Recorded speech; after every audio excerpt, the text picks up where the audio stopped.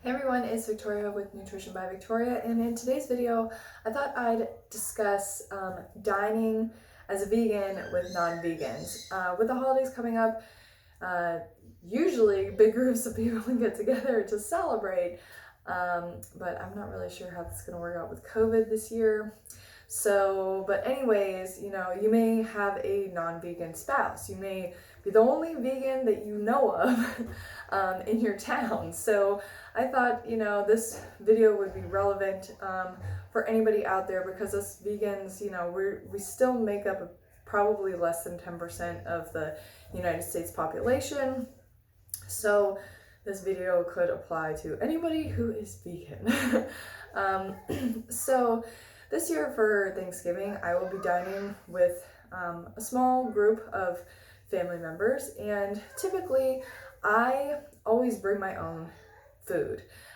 Sometimes the hostess will have vegan dishes, like my mom likes to make vegan mashed potatoes for my kids.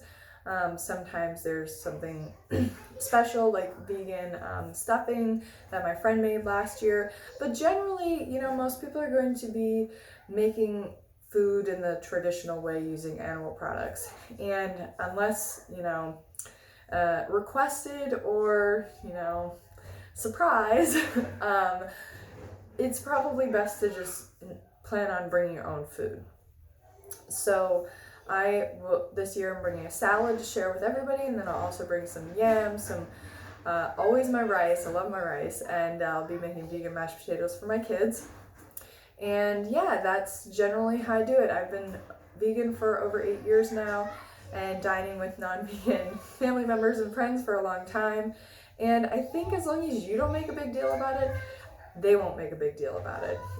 And you can expect, people that maybe don't know you to ask questions or make comments or even criticize you. But I think as long as you guys both have that mutual respect for each other, that it'll all go smoothly. So, and in the instance that somebody is harassing you about being vegan, you can always say, hey, I'm not shoving down your throat like what I know about eating animal products, the ill effects, the diseases, all the negative health associations with that. So if you could just leave me alone about eating my vegan food, that's great.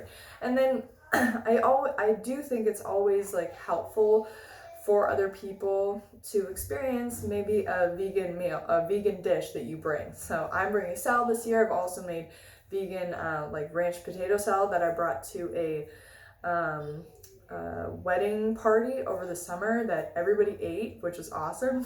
And I didn't tell anybody it was vegan. It just tasted really good, so everybody enjoyed that. So there's always little things that you can do. But I think the biggest thing is just, prep your own food so that you have something to eat, or eat before going, but always bring something with you too, because it always works out that when everybody else is eating, you kind of want to eat too. So always have something, and then just don't make a big deal about it. And that is that. Now, if you're somebody who is in recovery from metabolic damage, following calorie restriction, and you're going to Thanksgiving or Christmas or New Year's dinner this year to be with family that you haven't seen in a while, and you've gained weight, that is something that I experienced. And people make comments like, oh, she's eating all these carbohydrates, like how much weight she's gained. Now that is a bit of a trickier situation to manage. I had my grandmother call me fat. I've had people tell me I eat too many bananas. So I think in those kinds of situations, you just make your plate, you eat. If people make comments, questions, just say like, I'm healing right now. Like last year, I was so underweight because I wasn't eating enough.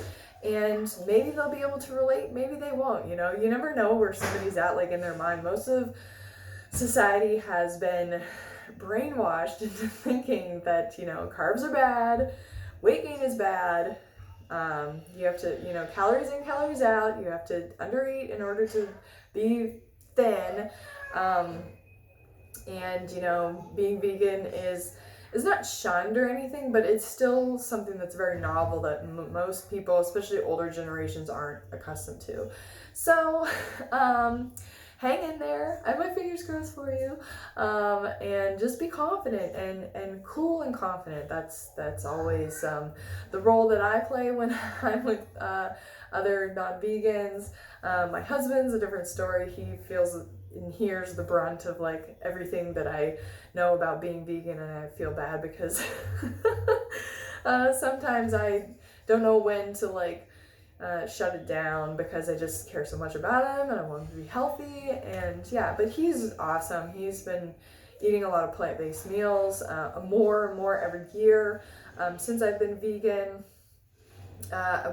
He still does eat some animal products, but you know, we've managed to make things work, and I think it's because we have that mutual respect for each other. He lets me, you know, eat the way I want to eat. I let him eat the way he wants to eat, unless I see it's something like, hey, maybe like make this instead of that. But it's hard to watch people that you love knowing what you know about you know, eating animal products and how detrimental they are to your health. It's hard to watch people that you love you know, eat those foods and do that to themselves. So anyways, that's it for today's video. Thank you so much for watching. Leave any comments or questions down below, and I'll see you guys next time, and happy Thanksgiving. All right, bye.